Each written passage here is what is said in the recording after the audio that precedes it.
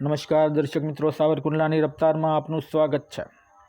આજ રોજ ભાવનગર જિલ્લાની તળાજા નગરપાલિકાની સામાન્ય ચૂંટણીની મતગણતરી હાથ ધરવામાં આવી હતી। કુલ 28 સભ્યો ધરાવતી તળાજા નગરપાલિકાની ચૂંટણીની મતગણતરી હાથ ધરવામાં આવતા પ્રથમ તબક્કે એવું લાગી રહ્યું હતું કે તળાજા નગરપાલિકાના મતદારો હવે પરિવર્તન કરવા જઈ રહ્યા છે અને તળાજા નગરપાલિકાનું સત્તાનું સુકાન કોંગ્રેસના હાથમાં જઈ રહ્યું છે અને ભાજપ પોતાની નગરપાલિકા બચાવી નહીં શકે।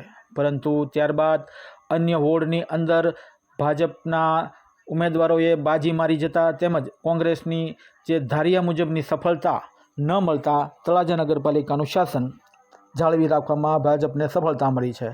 આ સમગ્ર નગરપાલિકાના ઘટનાક્રમ રૂપે જોઈએ તો વોર્ડ નંબર 2ની અંદર તળાજા ભાજપના દિગ્ગજો કહી શકાય એવા નેતાઓનો હાર થઈ છે, જેમાં 2 ટર્મ સુધી તળાજા નગરપાલિકાનું સુકાન સંભાળનાર સુરેન્દ્રસિંહ સરવૈયાના ધર્મપત્ની દક્ષાબા સરવૈયા તેમજ ભાવનગર જિલ્લા લઘુમતી મોરચાના મહામંત્રી હનીફભાઈ તુર્કીના ધર્મપત્ની નજમાબેન અને 2 ટર્મ સુધી નગરસેવક તરીકેની ફરજ નિભાવનાર નાજીરભાઈ કાચલિયાનો પરાજય થયો છે, જે ભાજપ માટે આત્મમંથનરૂપ કહી શકાય। ત્યારે અન્ય રીતે જોઈએ તો છેલ્લે સુધી રોમાંચક અને રસાકસી બાદ તળાજા નગરપાલિકાની એમ કહી શકાય કે સત્તા સ્થાને ભાજપને પહોંચાડવાનું મહત્ત્વનો ફાળો અને ટર્નિંગ પોઈન્ટ કહી શકાય તેવા વોર્ડ નંબર 7ની અંદર ભાજપની આખી પેનલ વિજેતા થતાં નગરપાલિકાની અંદર ભાજપનું શાસન નિશ્ચિત બન્યું છે। પરંતુ એ વાત ચોક્કસ છે કે ભૂતકાળની અંદર તળાજા નગરપાલિકાની અંદર ભાજપ શાસિત નગરસેવકોએ કે નગરપાલિકાના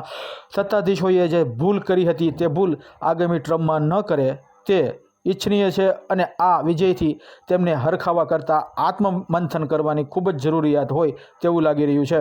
બ્યુરો રિપોર્ટ, સાવરકુંડલાની રફતાર।